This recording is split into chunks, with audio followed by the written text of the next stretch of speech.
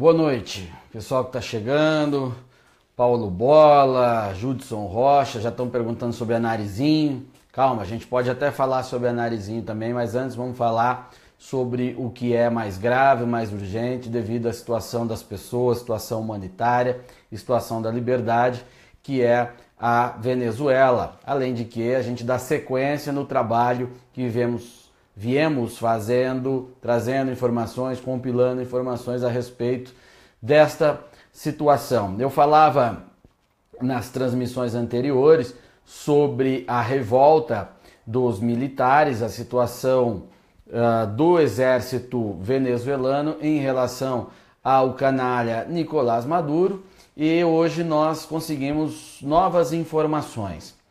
O forte da 41ª Divisão Blindada, onde estaria acontecendo aquela revolta e que o governo alegava que havia sufocado a revolta, ele é o início de todo um processo que pode ser desencadeado a partir daí e que pode gerar sim uma revolta generalizada no exército venezuelano, como é o pretendido pelos militares envolvidos. O que aconteceu? Em princípio, pareceu que era uma revolta do comando do forte, chamado Forte de Paramacay.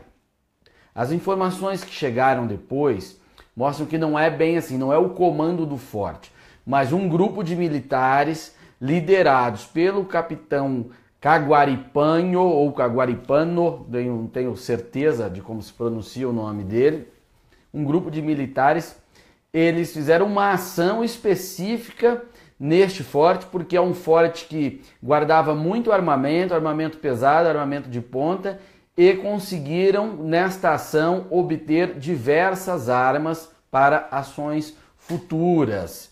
É isso que depois um outro capitão do exército acabou confirmando, e outras fontes da resistência venezuelana no dia de hoje passaram também a disseminar. Então foi uma ação localizada para obter armamento ali.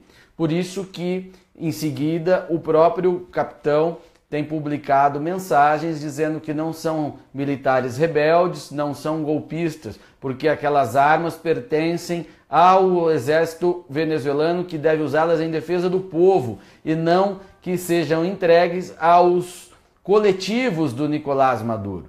Porque estava acontecendo o seguinte: em nome das Forças Armadas, o governo comprava armamento, fuzis AK-47, o governo venezuelano de Hugo Chávez para cá se aproximou muito da Rússia e também da China, mas tornou-se um parceiro comercial em termos de armamento, em equipamento bélico, tá, da Rússia. Então eles adquiriram fuzis AK-47, adquiriram caças Sukhoi de última geração, também fizeram encomendas de embarcações, uma série de equipamentos, e outras fontes também dizem que esse foi um grande erro do bolivarianismo, porque eles têm dificuldade em peças de reposição, os caças não estariam em plenas condições de operação, enfim, mas essas são informações que eu não posso confirmar detalhes. Aqui nós estamos tentando fazer como uma espécie de ação de inteligência, que é juntar informações para chegar à conclusão mais próxima possível da verdade. Mas, retornando à história dos militares, o capitão Caguaripano, ele já era um militar que se revoltou em 2014 e que estava no exílio. Então ele retorna à Venezuela, segundo o que eu consegui apurar, e está liderando uma ação de militares que se recusam a obedecer às ordens de Maduro e também de militares da reserva para, a partir daí, conseguir organizar uma resistência civil e também militar. Entenda? Ele está tentando provocar um racha nas Forças Armadas, aquele que tornaria possível a queda do Maduro, só ele tornaria possível a queda do Maduro, e, aliado a isso, organizar uma resistência civil. Ocorre que o desarmamento da população foi praticado na Venezuela, levado ao pé da letra, pior do que no Brasil. Então, a população em geral está desarmada. Então eles precisam que as forças armadas que detêm essas armas possam atuar junto à população. Por isso, talvez por isso, que ele tenha organizado esta ação no Forte de Paramacai, onde eles obtiveram centenas de fuzis AK-47, granadas, morteiros, enfim, equipamento que seria equipamento leve, né? Mas que para o confronto ali já é bastante suficiente. E diferente do que andam falando por aí, de que a população na Venezuela é armada, tal, não é bem assim, tá? Acabei de dizer que o desarmamento da população civil foi praticado em larga escala, levado até o fim do seu objetivo, é um fato. Mas, por outro lado, grupos ligados ao governo, chamados coletivos do Maduro, ou também auxiliares da tal Guarda Nacional Bolivariana, enfim, gangues comunistas aliadas ao bolivarianismo foram armadas. Então, há grupos de interesse do governo, de pessoas que não são militares, são civis ou paramilitares, pode se classificar também assim, que são armados. É esses que vocês veem agredindo as pessoas, quebrando carro, executando gente na rua. É essa gente, o próprio governo armou. São os coletivos de Nicolás Maduro. Tá? Mas a população normal, aqueles que não estavam alinhados ao regime, que não eram instrumentalizados pelo regime, esses perderam o direito de portar armas e até de adquirir armas. E daí é a dificuldade da resistência venezuelana, das pessoas poderem enfrentar esses coletivos que são fortemente armados e utilizam armamento russo de última geração. Este é um ponto. Por isso que militares da reserva, pessoas que têm treinamento, que já eram críticos ao regime, como é o caso do capitão Caguaripanho, têm organizado essas ações e conseguiram obter armas nesta ação específica do Forte Paramacai. E eles prometem que a partir daí deve haver um efeito contaminador em mais outros focos de descontentamento das forças venezuelanas, do exército venezuelano, para que esta resistência tenha condição de ser ampliada e de agir de forma eficaz. Eu quero ilustrar também, não vou ilustrar porque eu não consigo jogar as imagens na tela, mas eu vou contar para vocês também a dificuldade que é essa resistência e também a necessidade do racha nas Forças Armadas, porque tudo isso foi muito desenhado, foi planejado pelo regime bolivariano. Eu tenho alguns números sobre o exército venezuelano, as Forças Armadas venezuelanas, né, que abrange também a Marinha e a Força Aérea deles, para vocês terem uma ideia. Hugo Chávez chega ao poder na Venezuela em 2003, com o projeto bolivariano, aquele que foi viabilizado após o apoio do Luiz Inácio Lula da Silva, que organizou o grupo dos amigos da Venezuela e então conseguiu fazer o Hugo Chávez chegar efetivamente, de forma definitiva, na verdade, ao poder em 2003. Em 2003, aliás, passando 5 anos de governo Chávez, a Venezuela tinha 163 mil homens em suas forças armadas. Depois houve uma redução, que houve uma crise no chavismo, uma série de coisas, e esse número foi reduzido. Chega em 2013, Hugo Chávez morre, né, e assume o poder, em seguida, Nicolás Maduro, este que é o ditador de plantão. Com Nicolás Maduro, as Forças Armadas saltam de 113, 115 mil homens, elas dão um salto ali em um ano para 194 mil homens. Então Maduro, do dia para a noite, num curtíssimo período de tempo, ele já agrega mais de 50 mil homens às Forças Armadas, aliás, mais de 80 mil homens às Forças Armadas. É claro que num curto período assim, e naquele cenário, não há condição de treinamento adequada. Ali certamente há um processo de corrupção das Forças Armadas no sentido ideológico. Ele foi agregando sem critério ou com o critério de que agregar aqueles que interessavam a ele. Daí este salto quantitativo.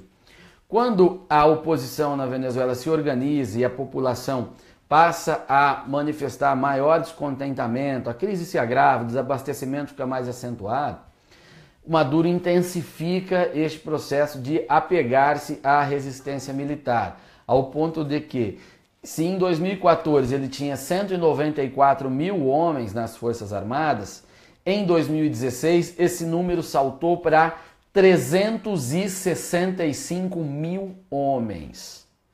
Maduro dobra o efetivo das Forças Armadas venezuelanas em apenas 2 anos. Ou mais do que dobra em 3 anos. Então, entendam a dificuldade que é fazer resistência real a este regime, a esta ditadura de força. Ele militarizou toda a sua estrutura, toda a sua sustentação de poder. Para se ter uma ideia, dos 32 ministros que compõem o governo do Nicolás Maduro, 12 ministros são militares. 30% do ministério, mais de 30% do ministério é formado por militares, né? De 32, 12. É bem significativo. Então note que as estruturas, que as Forças Armadas corrompidas pelo Nicolás Maduro formam aquilo que eu falava em outras transmissões, o eixo de sustentação do poder da ditadura bolivariana. Este salto aqui, ó, de 2014 para 2016, de 194 mil homens para 365 mil homens, isso também evidencia a precarização desta força. Pois é claro que essas pessoas não tiveram treinamento adequado, não obtiveram formação adequada, pelo menos do ponto de vista do adestramento todo, formação de oficiais que leva vários anos, você não faz do dia para a noite, enfim, mas certamente eles foram trabalhados sob o conteúdo da doutrina bolivariana. Foram pessoas formadas para matar e morrer pelo regime comunista de Hugo Chávez. Não se sabe aqui quantos desses homens são cubanos, porque há dados aos montes a respeito disso. Alguns chegam a apontar que há 80 mil agentes cubanos trabalhando na Venezuela, mas eu não consigo diferenciar se esses 80 mil homens estão agregados na força ou se são agentes espalhados em outros serviços, em outras estruturas do Estado ou até em organizações sociais. Eu acredito nessa segunda hipótese. Acredito que aqui o exército venezuelano, esse número de 365 mil homens, não contam com os cubanos, tá? Conta apenas com venezuelanos e os agentes cubanos, que existem sim, que também adentraram lá via mais médicos e outras formas, não estão nesta contabilidade. Para se ter uma ideia, para efeito comparativo, para ver a loucura que se tornou o regime bolivariano, se a Venezuela tem 365 mil homens, como já falei aqui, e o Brasil, que é imensamente maior e que tem um dos exércitos mais numerosos do mundo, tá? Forças Armadas bastante numerosas, se não me engano é a 9ª força. O Brasil tem, segundo aqui dados que eu apurei, cerca de 366 mil homens nas Forças Armadas. Então a Venezuela praticamente se igualou às Forças Armadas brasileiras em efetivo, em pessoal. O México, que também tem situações delicadas, tem 267 mil homens em suas Forças Armadas. A Colômbia, que tem um enfrentamento com as Farc há muitos anos, tem 265 mil homens em suas Forças Armadas. A Argentina tem 79 mil homens nas Forças Armadas. Peru, 78 mil homens. Chile, 67 mil homens. Equador, 41 mil homens e Bolívia, 34 mil homens. Ou seja, a Venezuela só perde para o Brasil, mas em número ínfimo, então ela praticamente iguala ao Brasil em efetivo de suas forças. Por que isso? Porque tem muitos inimigos, porque está em guerra, está em confronto? Não, não é. Mas porque é uma sociedade onde o governo é tem como eixo de sustentação os militares que chegaram ao poder com a estrutura de ideias do bolivarianismo e executaram lá, colocaram em prática lá uma maldita ditadura. Por isso que é importantíssimo a gente acompanhar este movimento liderado pelo capitão Caguaripanho, que promete disseminar a revolta nas Forças Armadas venezuelanas. Mas, Paulo, por que as Forças Armadas vão se revoltar? Se eles foram formados, se eles são doutrinados pelo bolivarianismo, por que eles vão ficar contra o Maduro? Bom, porque a situação real vai se deteriorando demais. Os militares, eles não são robôs. Não é que você programa eles, eles cumprem o programa o tempo inteiro. Eles também têm necessidades, têm famílias que estão passando dificuldades. E todas as benesses, porque o regime proporcionou isso, para tornar as Forças Armadas atraentes, para que os jovens e as pessoas com capacidade aderissem ao regime, ele proporcionou muitas benesses a essas pessoas, hoje ele já também não tem condições de proporcionar. Então aquilo que tornava você sustentar o regime interessante, deixa de tornar. Então a pessoa é rompido aquele laço e então ele passa a questionar, será que estou fazendo a coisa certa? Será que isso não está passando do ponto? E aí o regime começa a ficar mais fraco e abre-se sim a hipótese daquelas pessoas que, por necessidade ou por oportunismo, fizeram parte da estrutura de poder, possam agora se questionar e levar, inclusive, a pensar de outra forma e até agir de outra forma, ou simplesmente permitir a ação de outros que querem fazer de outra forma, que é o que especialistas que acompanham muito de perto a Venezuela, eu estou falando especialistas, gente da resistência venezuelana, leva eles a acreditar que foi o que aconteceu no Forte Paramacay, porque era um forte muito bem protegido e altamente armado e uma ação externa, as pessoas conseguiram entrar lá e sair com armas, então pode já ter ali o indício de que a ação foi facilitada, é isso que tem se comentado na Venezuela entre aqueles que estão na resistência e têm alguma condição, algum poder de análise ali.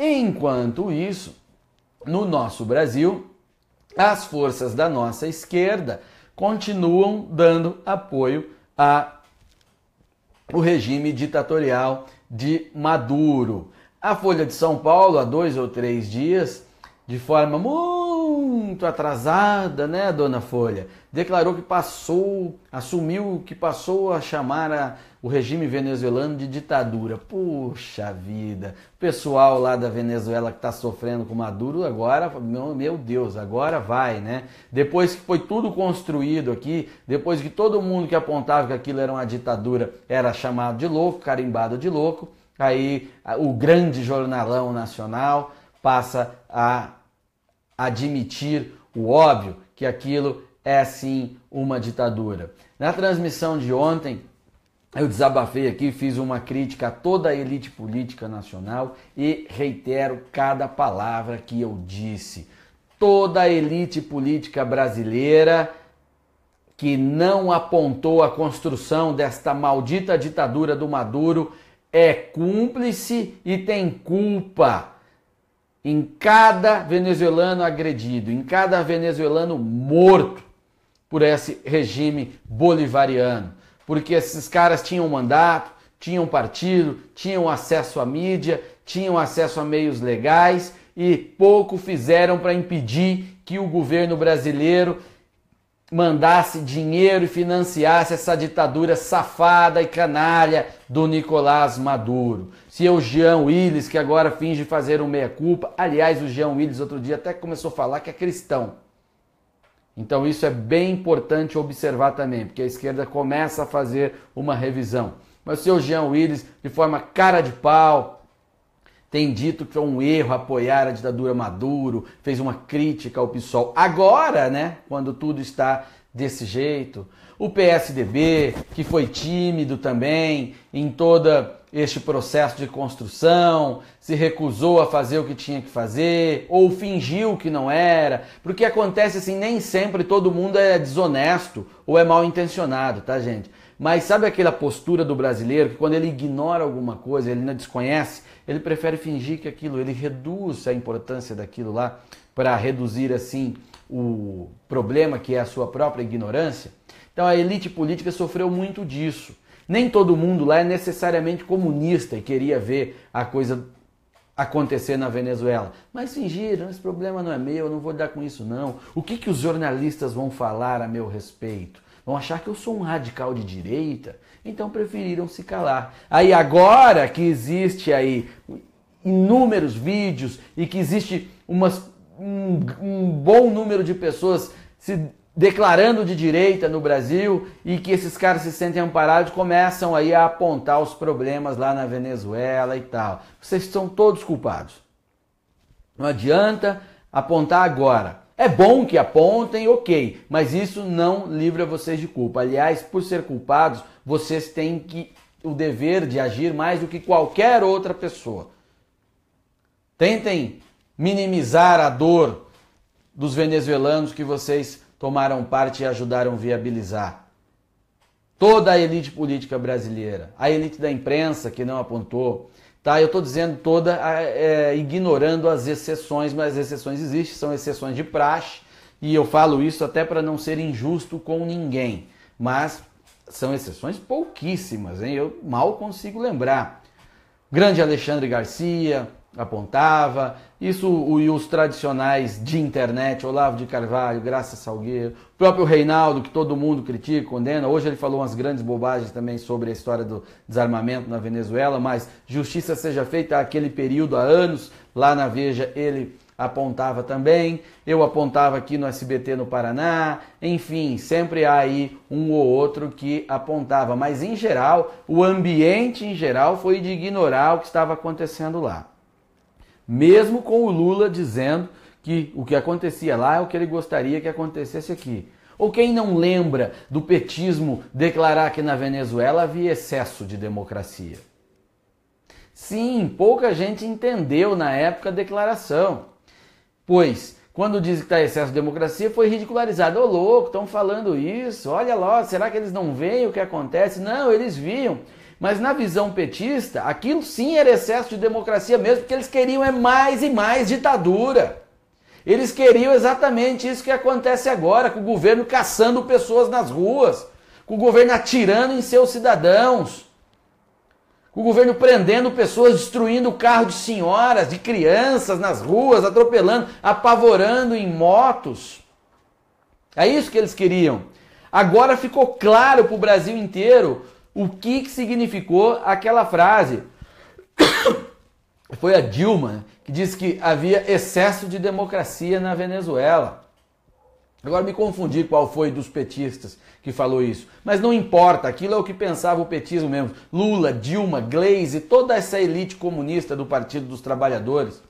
Que eu, em 2011, 2012, 2013, chamava eles, sempre me referia a eles na televisão como os bolcheviques do ABC. E é isso que eles são. E a gente não pode abrir mão de chamá-los pelo que eles são, comunistas. Refiram-se sempre aos petistas como comunistas. Refiram-se sempre aos pissolistas como comunistas. Não deixem de fazer. Nós temos que destruir essa máscara deles. E neste momento, onde eles estão fazendo uma torção às suas origens ideológicas, é a oportunidade que temos de reforçar isso, deixar isso tudo muito claro. Que é isso que eles são, comunistas e que apoiam sim o regime de Maduro. Agora, não pensem que eles também não capitalizam com isso. Vai lá na página da dona Gleisi, que depois que assumiu a presidência do PT, radicalizou ainda mais o seu discurso, porque na verdade demonstrou o que é a sua essência, que é uma essência autoritária, comunista mesmo, que quer instaurar um regime de força e que apoia os regimes de força vermelhos no continente. A dona Gleisi cresceu. no conceito da esquerda, porque existe muito comunista no Brasil, professores universitários, o movimento estudantil, jornalistas, vocês sabem muito bem, eu não preciso enumerar. E essa gente passou a identificar na Gleisi, sim, uma representante legítima, uma esperança, uma condutora real. E a Gleisi sabe disso. Por isso que, por mais que a gente denuncie e critique, e que fique ridículo ela falar e apoiar o Maduro, Hugo Chávez, falar em Cuba, exaltar sua lealdade e compromisso com o regime cubano, ela se fortalece, porque esta esquerda vai redescobrindo a dona Gleisi. Nesta semana, para vocês terem uma ideia do perigo, para vocês não subestimarem o petismo, nesta semana, a página do Facebook da dona Gleisi teve praticamente o mesmo grau de mobilização, o mesmo grau de engajamento da página do Jair Bolsonaro. Acham pouco? O Jair Bolsonaro não é o rei da internet no Brasil? Não é o que tem mais engajamento, que tem militância? Pois é, a página da Gleisi essa semana praticamente igualou a página do Bolsonaro em engajamento. E por que vocês não notam isso? Porque o Facebook faz com que a gente viva em bolhas. Quando você passa a curtir páginas de direita, conteúdo de direita ou conteúdo de esquerda, não importa, o tipo de conteúdo que você passa a curtir, o Facebook identifica e ele passa a jogar apenas aquelas postagens que são do seu interesse. Então dá a impressão que é tudo dominado, mas não é. Forma uma bolha em torno de ti e faz com que você ignore as outras bolhas de outras pessoas que gostam de outras coisas. Então você nem vê o petismo no Facebook, dá a impressão que é todo mundo bolsonarete lá, ou é doriana, como se diz por aí. Mas não, tem petista beça. Tanto é que eu acabei de dar esse dado aqui que eu reforço. A Gleisi Hoffmann nesta semana atingiu o grau de engajamento semelhante ao do Jair Bolsonaro. Então, não subestimem o petismo. Parem com esta guerra fratricida entre direitistas, essa bobagem que acontece aqui que eu já pedi outro dia para fazer, já fiz o alerta de que isso é errado. Porque o inimigo é a esquerda. O inimigo está lá, organizado, sabe o que faz, sabe o que está fazendo, sabe onde quer chegar. E está aí com toda a cara de pau apoiando a Venezuela e apoiando quem quer que seja que ouse implantar o comunismo em qualquer país desse continente ou de qualquer lugar do mundo. É real. Saiam da bolha. Se vocês ficarem na bolha, não vão perceber a força do inimigo e o inimigo vai nos engolir e nós não vamos ver nem de onde que ele veio. É esse o alerta que eu estou fazendo. Além de trazer as informações sobre essa situação na Venezuela, não posso deixar de dar esse toque, de chamar a atenção, colocar luz sobre isso. A esquerda está extremamente organizada, forte. Eles têm agenda. Numa eventual candidatura a presidente, que ia acontecer aqui, caso caia o Michel Temer, ou mesmo que o Michel Temer cumpra o mandato, mas numa candidatura a presidente, nenhum presidenciável, por exemplo, o Jair está formando um partido. Pensem na gravidade da situação, que vai ficar bem claro agora. O Jair está formando um partido, certo? Certo. Quantos governadores ele tem? Nenhum. Quantos senadores tem? Não tem nenhum ainda. Pode até vir a ter, mas ok. Em quantos municípios o partido do Jair Bolsonaro vai estar organizado? Não sei em quantos. Hoje não tem nenhum. O PT está em todos. O PT está em todos. Quantas organizações sociais, instituições da sociedade civil mesmo, estão organizadas? Quantas, aliás, organizações estão funcionando e fechadas trabalhando para o Jair Bolsonaro? Nenhuma. O PT tem todos os sindicatos, espalhados por todos os municípios do Brasil. Quantas organizações estudantis estão espalhadas e trabalhando para o Jair Bolsonaro? Nenhuma. O PT tem todas, trabalhando pelo PT em praticamente todas as universidades do Brasil. Então uma candidatura do PT em 2018, dos comunistas do PT em 2018, ela conta com uma estrutura inigualável nenhum outro candidato, nenhum outro partido terá essa estrutura. Ah, mas o Jair Bolsonaro tem as redes sociais. Pois é, mas eu acabei de trazer esse dado, que a página da Gleisi Hoffmann conseguiu um grau de interação, de engajamento muito próximo da página do Jair. Então, se a maior arma que o candidato da direita, que todo mundo diz que vai ganhar e que está todo mundo empolgadinho porque está na bolha, a maior arma dele é a sua rede social, é o Facebook, e o inimigo que você diz que está fraco, ele praticamente igualou e ele tem toda uma estrutura convencional, como é que faz para ganhar a eleição, amigo?